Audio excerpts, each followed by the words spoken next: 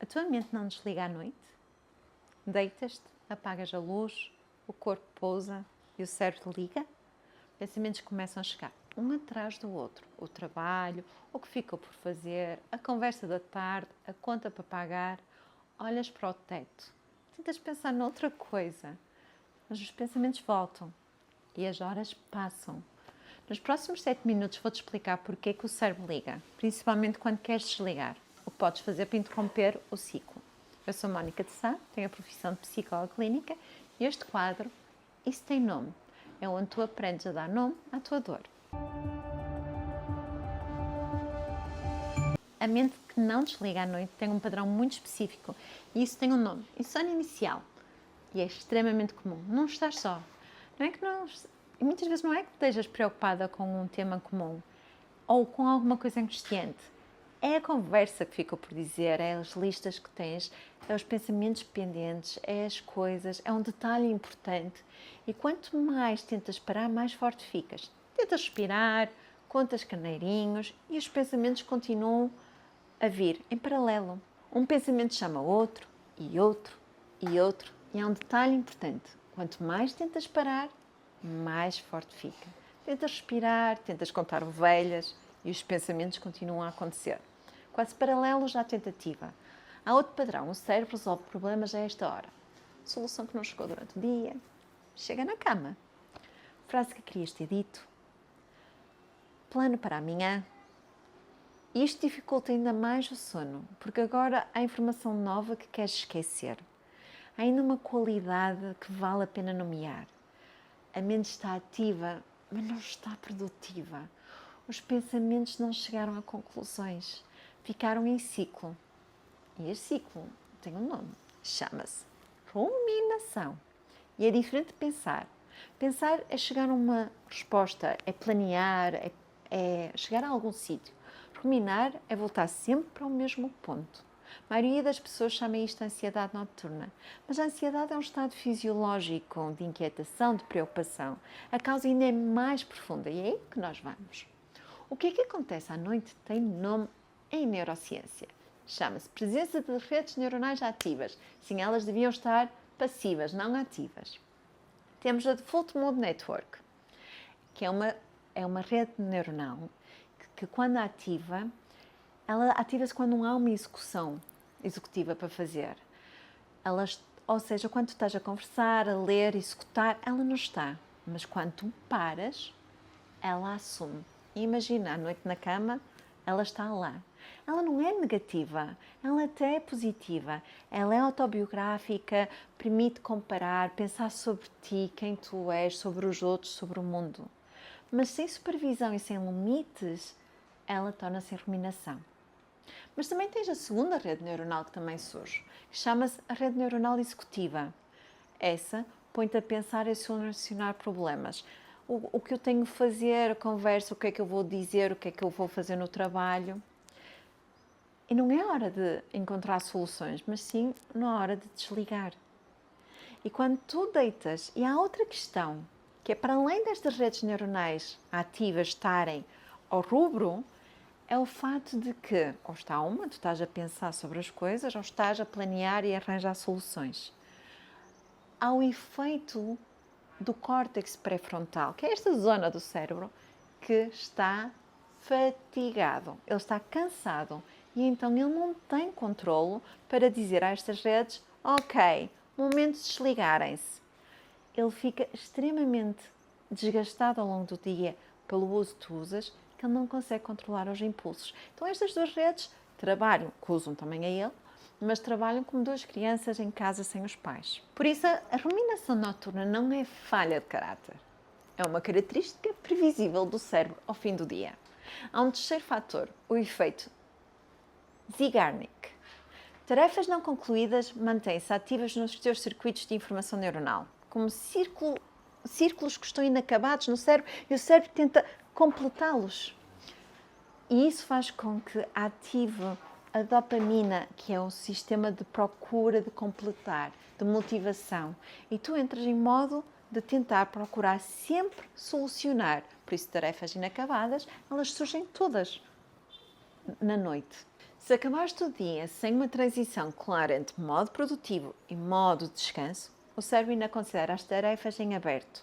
Ao deitar, sem estímulos externos, a despertar atenção. Essas tarefas abertas sobem todas à superfície. E por isso que o teu cérebro tenta resolver problemas à noite. Ele não sabe que o dia acabou. E não terceiro fator, os níveis de noradrenalina. Já ouviste falar adrenalina? Pronto, noradrenalina é um neurotransmissor no teu cérebro, que aumenta a vigilância, o alerta, põe-te em sobressalto. Ela é o contrário do sono. A questão do sono é a ausência de vigilância, é de recolher, é de fechar as persianas para recolher para dentro, é desligar. Se eu estou a ativar a noradrenalina, se eu tenho a noradrenalina ativada, eu não consigo fazer isso. E há duas coisas principais que fazem com que a noradrenalina esteja tão alta. Primeiro, tiveste em stress crónico durante todo o dia, a adrenalina esteve alta. Quando vais dormir, o corpo está em vigilância, está em alerta. Ele não vai dormir, ele não se sente seguro para dormir. E ela está ligada a todo outro circuito de stress, ou toda outra neuroquímica está ligada a tu manter-te em estado de alerta. E segundo motivo, a noradrenalina. Tenho a certeza que já viste vários vídeos a falarem porque que o telemóvel não é aconselhável 1 hora antes de dormir. Uma das coisas, o scroll contínuo, que tu achas que estás simplesmente a esvaziar a mente ou a desligar-te do mundo, tem um efeito completamente contrário. Estás constantemente a ativar a noradrenalina de vigilância, de alerta. Ai, um novo vídeo. Isto é interessante. O que é que ele fez? Isso faz com que depois tu não consigas entrar no sono, porque tu estás em total estado de alerta. Juntos, estes mecanismos fazem com que o cérebro não consiga desligar na hora que o corpo deita e quer dormir.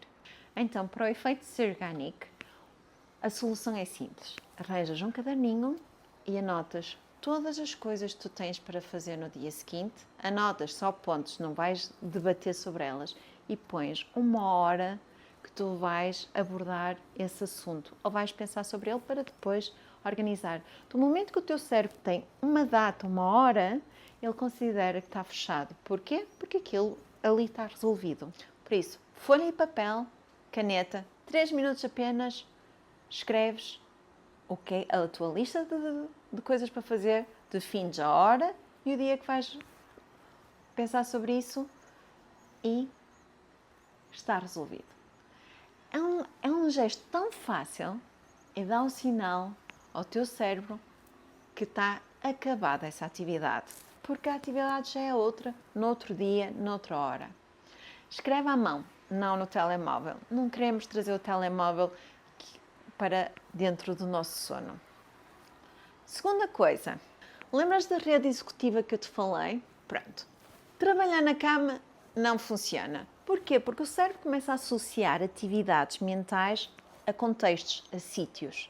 Por isso, se trabalha na secretária, pode ser na cozinha, noutro sítio. Mas no teu quarto, o teu cérebro tem que pensar cama, dormir ou algo mais prazeroso que não vamos abordar neste vídeo. Ok?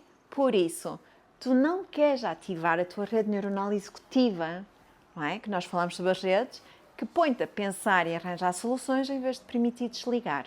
Esta separação ajuda a rede executiva a soltar o controlo e permitir que tu desatives e vais dormir. Outro é a tua rede neuronal, o Default Mode Network. Como é que nós desativamos esse? Esse eu vou fechar os olhos e vou pensar sobre o problema do mundo, sobre mim, sobre o outro, sobre o mundo. E nós precisamos disso, porque isso é o que nos dá sentido na vida. E nós temos muito pouco tempo a fazer isso durante o dia, estamos sempre ocupados. Ou estamos envolvidos nas redes sociais, ou estamos envolvidos nas atividades executivas que exigem a nossa atenção. Por isso, o tempo para ficar aborrecido e pensar sobre a vida é algo que nos faz falta. Então, o cérebro aproveita o tempo que não tem nada para fazer para pôr essa rede neuronal, apanhar um bocado de ar em ação. Mas é a pior altura, porque impede-me de dormir. Então, o que é que eu faço? Eu preciso envolver o meu cérebro numa atividade que não ative dopamina, prazer, atividade, vigilância, alerta, mas que envolva a minha cognição o suficiente para que eu não vá devagar sobre a vida. Então isso é muito simples, é imaginar, e há estudos científicos que mostram isto, esta é a estratégia mais eficaz, imaginar com alto detalhe eu ir fazer um passeio para um sítio que eu conheço, pode ser a saída da tua casa, a saída do teu apartamento, descer o elevador ou ir pelo caminho, e estás atento a todos os pormenores. Isso faz com que o teu cérebro fique tão atento aos pormenores, mas há algo familiar, por isso não é ativador do novo, que ele vai se aborrecer e vai adormecer. Quando és por ela, estás a passear pelo parque perto da tua casa e cantá-lo, estás no parque do sono. A última estratégia que te vou dar aqui neste vídeo é nada de telemóvel nos últimos 30 minutos e nada de televisão que está ativo, que te ponha em suspense, que tu estejas a ver o que é que está a acontecer.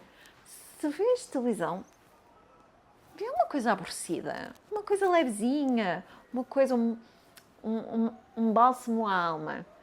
Mas nada que te ative fisiologicamente, nada que faça com que a adrenalina ou a noradrenalina se ative no teu corpo. E o telemóvel, eu já vos expliquei, isso ativa a noradrenalina no nosso cérebro, que é o novo, porque isso faz com que o teu sono tenhas dificuldades em dormir, porque estás em estado de vigilância, e quando tu dormes não consigas fazer os processos de sono, porque a noradrenalina tem que estar inativa para o sono poder ser reparador e terapêutico. Ok? Quanto tempo? Ideal, certo? 60 minutos. 90 é perfeito. Mas 60 minutos já é bom. Agora, vamos ser realistas. O mínimo dos mínimos, 30 minutos. Menos que 30 minutos não funciona, ok? 30 minutos sem telemóvel e sem televisão ativa. Um bom momento para voltar a ler, desenhar mandalas, fazer o yoga ou pilates, ou estar simplesmente no jogo com a família a rir. Rir é ótimo, ajuda depois a dormir. Comenta aqui em baixo que tipo de pensamentos costumam aparecer quando te deitas. Trabalho, conversas, planos, preocupações concretas, difusas, ou só ruminação, pensar sobre nada ou pensar sobre tudo. O tipo de ruminação mais comum diz muito sobre o sistema que está mais ativado e eu respondo nos comentários. Subscreve o canal aqui no Isso Tem Nome, damos nome àquilo que o teu corpo está a dizer. Vejo-te no próximo vídeo.